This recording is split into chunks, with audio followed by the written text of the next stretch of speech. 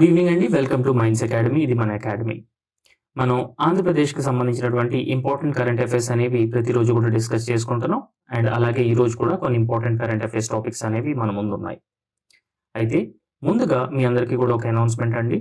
మన మైండ్స్ అకాడమీలో groups premier league అనేది స్టార్ట్ కాబోతుంది.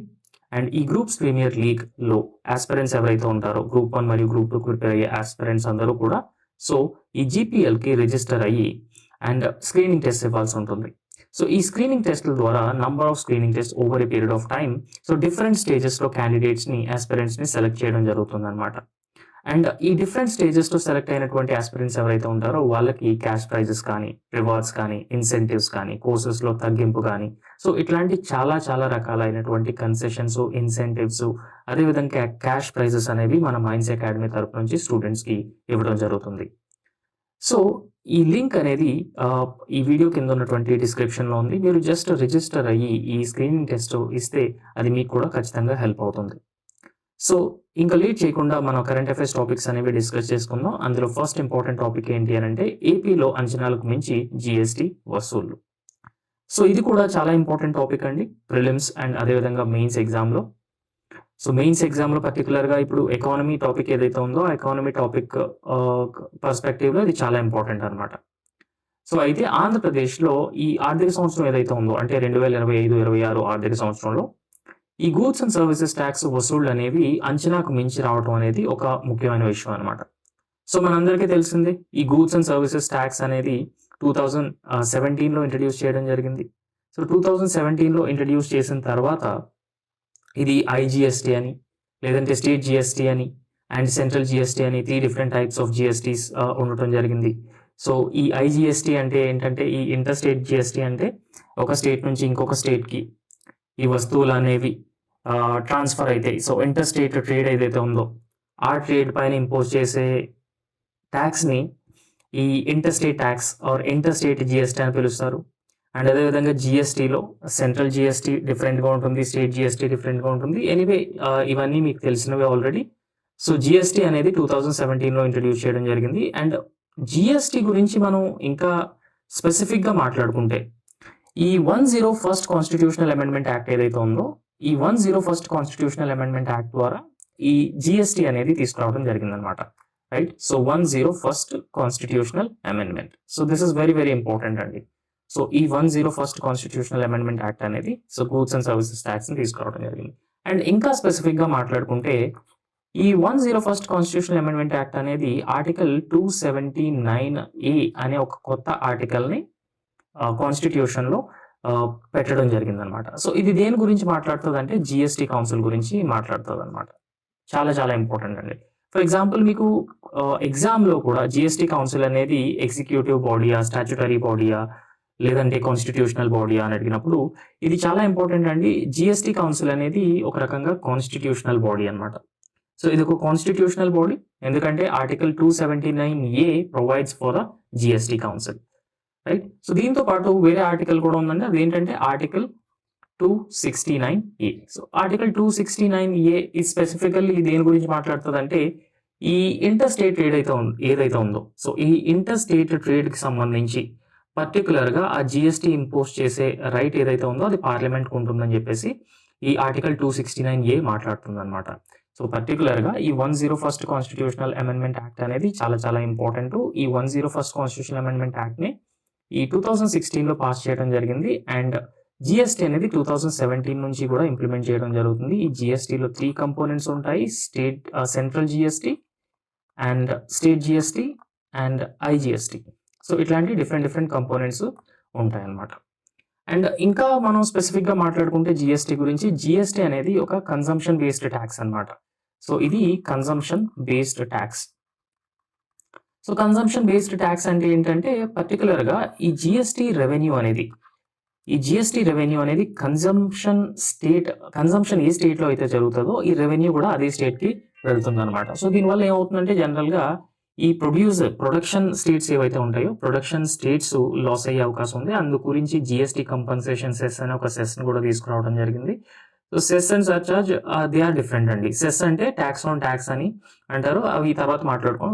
ఎనీవే అది మనకు అంత రిలవెంట్ కాదు ఇప్పుడు. సో ఇప్పుడు దీన్ని కన్సంప్షన్ బేస్డ్ ట్యాక్స్ అంటారు. అండ్ జిఎస్టీ గురించి ఇంకొక విషయం ఏంటంటే it prevents the cascading effect of taxes అండి. So there will be no cascading effect of taxes.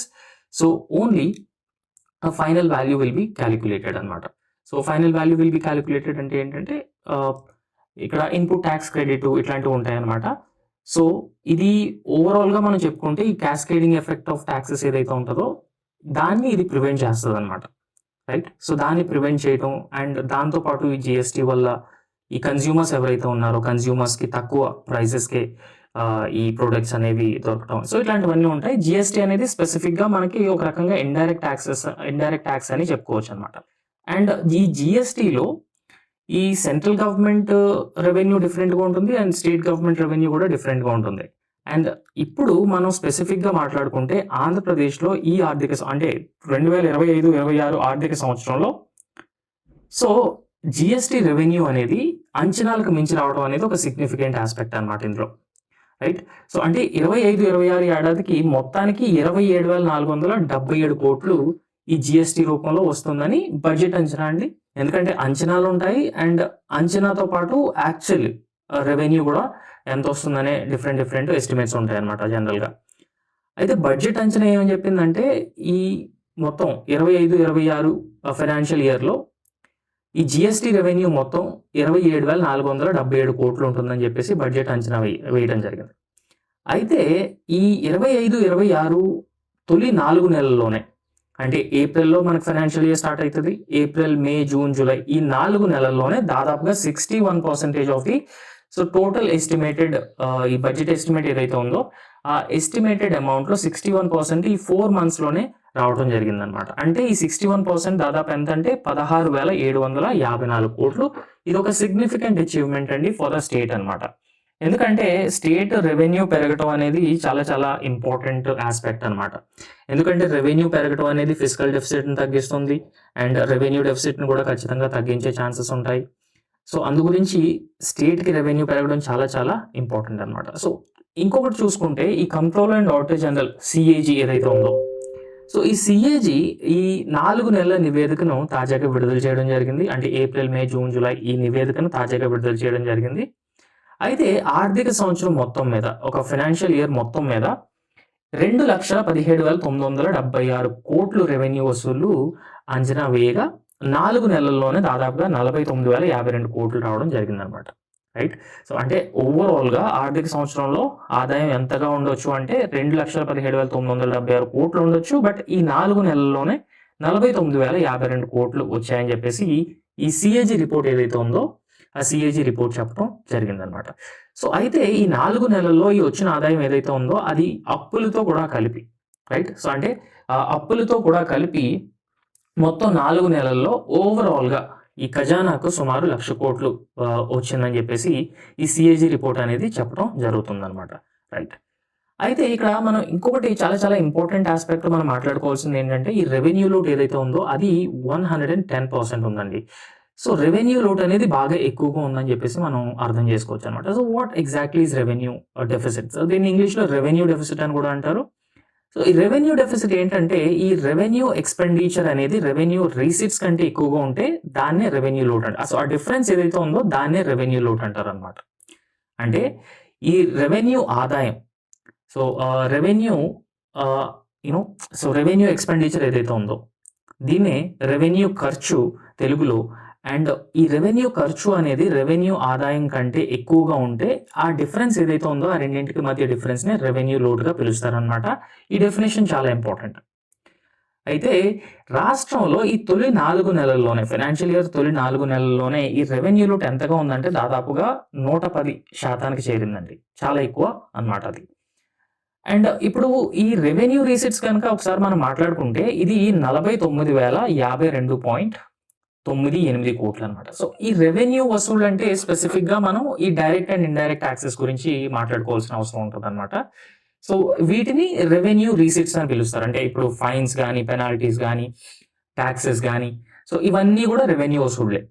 So ఈ 4 నెలల్లో రెవెన్యూ వసూళ్లు 49,052.98 కోట్లుంటే, ఈ రెవెన్యూ ఖర్చు అనేది ఎంత ఉందంటే దాదాపుగా 85,793.99 కోట్లుగా ఉందన్నమాట. సో ఇది అంటే ఇప్పుడు మనం ఒకసారి అబ్జర్వ్ చేస్తే రెవెన్యూ ఖర్చు అనేది బాగా ఎక్కువగా ఉంది ఈ రెవెన్యూ వసూళ్ల కంటే. ఈ రెవెన్యూ ఖర్చు అనేది స్పెసిఫిక్‌గా ఇన్‌ఫ్రాస్ట్రక్చర్ పైన క్రియేట్ చేసేది కాకుండా, అంటే సంక్షేమ పథకాల పైన వెచ్చించేది గానీ, సాలరీస్ గానీ, పెన్షన్స్ గానీ, సో ఇట్లాంటివన్నీ కూడా రెవెన్యూ ఖర్చులోకి వస్తాయన్నమాట. అలా కాకుండా గవర్నమెంట్ ఇన్‌ఫ్రాస్ట్రక్చర్ పైన ఖర్చు చేస్తుందంటే అది క్యాపిటల్ ఎక్స్‌పెండిచర్‌లోకి వస్తదన్నమాట. బట్ ఈ రెవెన్యూ ఖర్చు అనేది బాగా ఎక్కువగా ఉంది.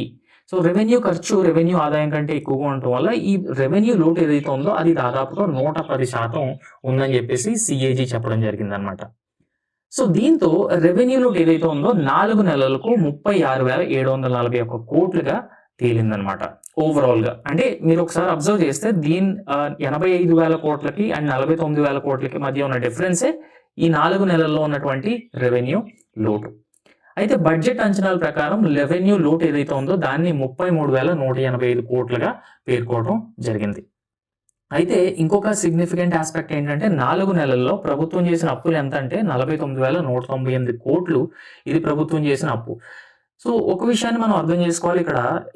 ఎలా అంటే ఇప్పుడు రెవెన్యూ ఖర్చు బాగా ఎక్కువగా ఉన్నప్పుడు రెవెన్యూ ఆదాయం కంటే ఈ డిఫరెన్స్ అనేది గవర్నమెంట్ అప్పుల ద్వారానే ఫిల్ చేస్తదనమాట. సో అందుకోసం గవర్నమెంట్ అప్పు చేయాల్సిన అవసరం ఉంటుంది. సో ఒకవేళ గవర్నమెంట్ అప్పు చేయలేదంటే సో ఎలా ఈ సంక్షేమ పథకాలన్నీ రన్ చేయడం, సాలరీస్ ఇవ్వడం, సో ఇట్లాంటి ప్రాబ్లమ్స్ అన్నీ ఉంటాయన్నమాట. అండ్ అదే విధంగా ఈ 4 నెలల్లో మూలధన వ్యయం. సో మూలధన వ్యయం అంటే ఏంటంటే ఈ క్యాపిటల్ ఎక్స్‌పెండిచర్ అన్నమాట. సో క్యాపిటల్ ఎక్స్‌పెండిచర్ స్పెసిఫిక్‌గా దేనిపైన ఖర్చు చేస్తారంటే infrastructure. For example roads construct చేయడం గానీ, లేదంటే స్కూల్స్ కన్‌స్ట్రక్ట్ చేయడం గానీ, బ్రిడ్జెస్ గానీ, సో ఇలాగ ఈ ప్రొడక్టివ్ అసెట్స్ ఏవైతే ఉంటాయో ఈ ప్రొడక్టివ్ అసెట్స్ పైన చేసే ఖర్చు అంతా కూడా ఈ క్యాపిటల్ ఎక్స్‌పెండిచర్‌గా పరిగణిస్తారనమాట. అయితే మనం ఒక విషయాన్ని అర్థం చేసుకోవాలి. ఈ క్యాపిటల్ ఎక్స్‌పెండిచర్ ఎప్పుడు కూడా ప్రొడక్టివ్ అన్నమాట. అంటే over a period of time ఇదొక ప్రొడక్టివ్ ఇన్వెస్ట్‌మెంట్ అన్నమాట. లేదంటే ఒక ప్రొడక్టివ్ ఎక్స్‌పెండిచర్, రెవెన్యూ ఎక్స్‌పెండిచర్‌లా కాకుండా. అయితే ఈ 4 నెలల్లో మూలధన వ్యయం కింద 8,579.86 కోట్లు ప్రభుత్వం ఖర్చు చేయడం జరిగిందండి. సో ఓవరాల్‌గా ఈ రెవెన్యూ లోటు ఎంత ఉందంటే 110% రెవెన్యూ లోటు ఉండటం జరిగిందన్నమాట. రైట్.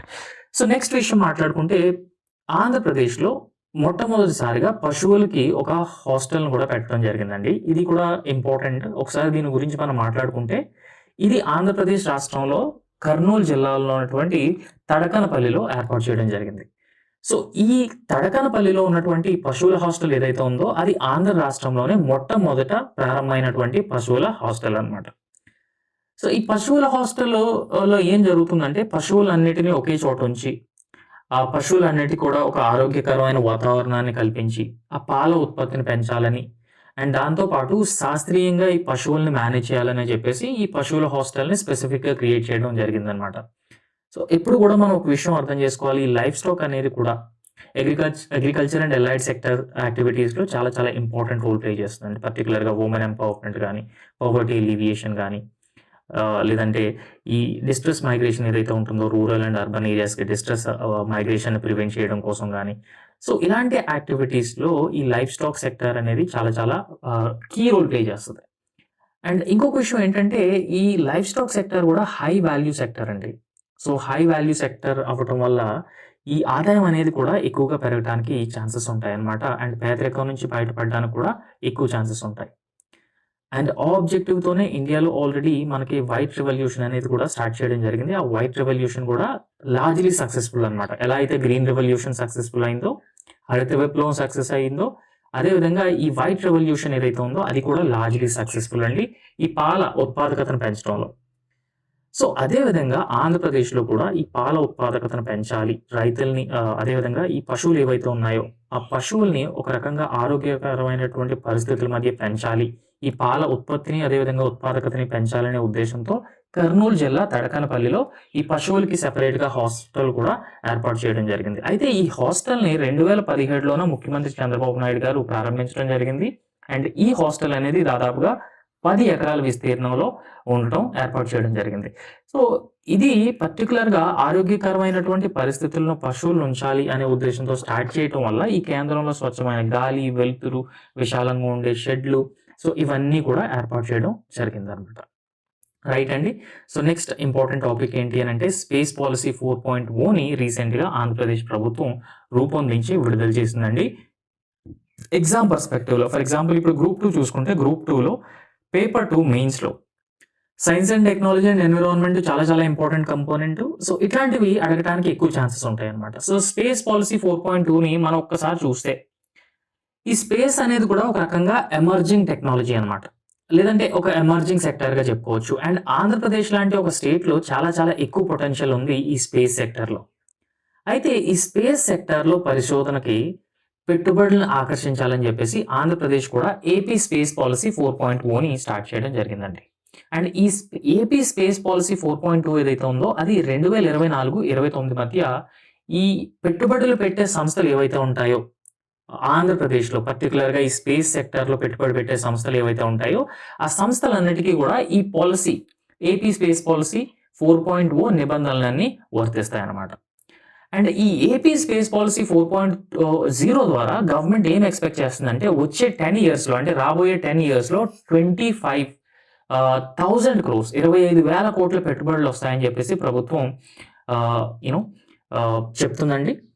ఇది చాలా important. So AP space policy అనేది చాలా ఇంపార్టెంట్.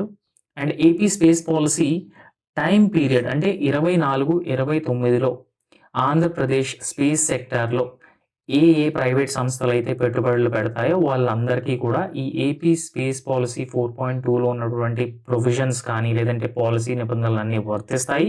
అండ్ దాంతో పాటు రాబోయే 10 ఏళ్లలో ఈ స్పేస్ పాలసీ వల్ల 25,000 కోట్ల పెట్టుబడులు ఆంధ్రప్రదేశ్‌లోకి వస్తాయి.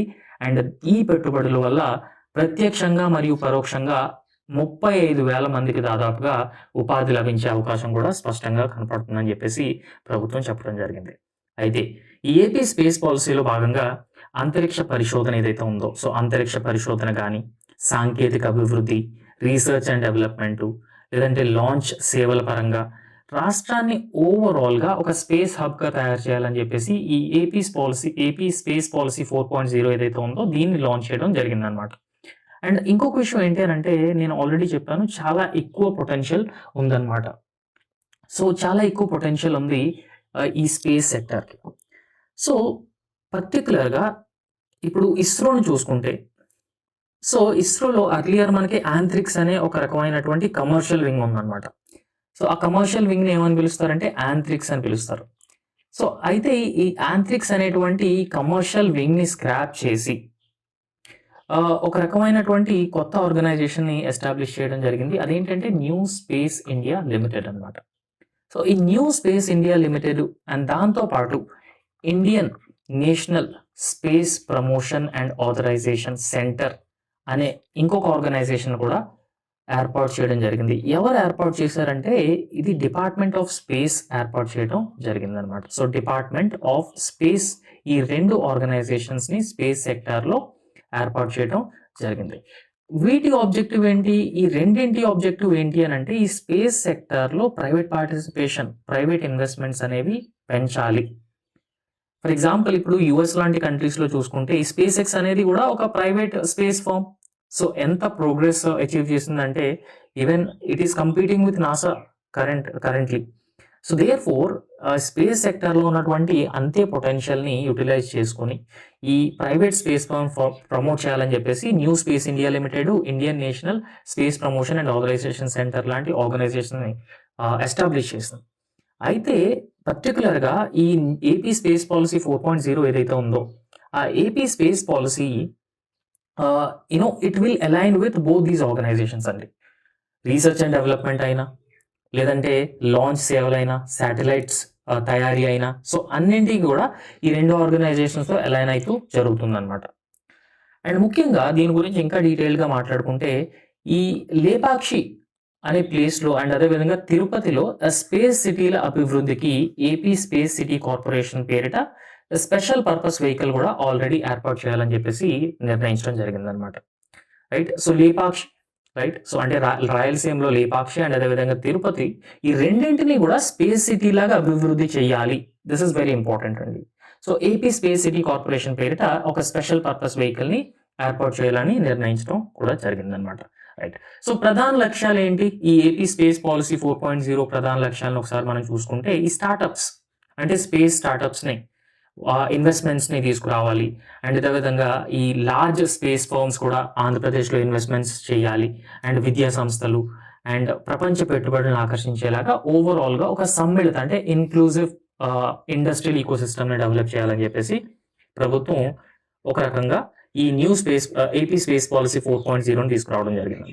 దాంతోపాటు ఈ స్పేస్ వాల్యూ చైన్ ఏదైతే ఉంటుందో, ఈ స్పేస్ వాల్యూ చైన్లో ఉన్నత, మధ్య మరియు కింది స్థాయిలో దేశీయ, విదేశీయ పెట్టుబడులను ఆకర్షించడం అండ్ గవర్నెన్స్, విద్యారంగం, వ్యవసాయం, బికాస్ స్పేస్ అనేది చాలా చాలా అప్లికేషన్స్ ఉన్నాయన్నమాట. ఇప్పుడు అగ్రికల్చర్లో కానీ, డిజాస్టర్ మేనేజ్మెంట్లో కానీ, రీసోర్స్ ఎక్స్ట్రాక్షన్లో కానీ, లేదంటే ఎన్విరాన్మెంటల్ కన్జర్వేషన్లో కానీ, హెల్త్ కేర్లో కానీ, ఎడ్యుకేషన్లో కానీ, రైట్. సో ఇప్పుడు ఈ స్పేస్ అప్లికేషన్ అనేది గ్రూప్ 1 మెయిన్స్ ఎకానమీలో చాలా చాలా ఇంపార్టెంట్ టాపిక్ అండి. సో క్వశ్చన్స్ కూడా అడిగే ఛాన్సెస్ ఉంటాయి అన్నమాట. సో అందు గురించి ఇక్కడ మనం ఒకసారి చూసుకుంటే, ఈ ఏపీ స్పేస్ పాలసీ 4.0 ఈ ఆస్పెక్ట్ పైన కూడా ఫోకస్ చేస్తుంది అనమాట. అంటే నాట్ జస్ట్ ఇన్వెస్ట్మెంట్స్ని అట్రాక్ట్ చేయడం మాత్రమే కాదు, ఉద్యోగాలు కల్పించడం మాత్రమే కాదు, ఈ స్పేస్ అప్లికేషన్స్ ఏవైతే ఉంటాయో ఆ స్పేస్ అప్లికేషన్స్ అనేవి డిఫరెంట్ సెక్టర్స్ని కూడా సో వాటితో లింక్ చేయాలి అనే ఉద్దేశంతో కూడా తీసుకురావడం జరిగింది. అండ్ శ్రీహరికోట సమీపంలో ఒక పారిశ్రామిక బేస్ని ఏర్పాటు చేసి అండ్ ఈవెన్ మ్యానుఫ్యాక్చరింగ్ క్లస్టర్స్ని అభివృద్ధి చేయాలి. అంటే తయారీ క్లస్టర్స్ని ఏర్పాటు చేయాలి. అంటే ఈ స్పేస్ రాకెట్స్కి సంబంధించినటువంటి, లేదంటే శాటిలైట్స్ కానీ, కంపోనెంట్స్ కానీ, సో ఎలక్ట్రానిక్స్ కానీ, సో ఇట్లాంటివన్నీ తయారు చేయాలని చెప్పేసి శ్రీహరికోట సమీపంలో ఒక పారిశ్రామిక బేస్ను కూడా ఏర్పాటు చేయడం జరిగింది అనమాట. సో దట్స్ ఆల్ అండి. Thank you so much. And please subscribe our YouTube channel and also like the video. Thank you.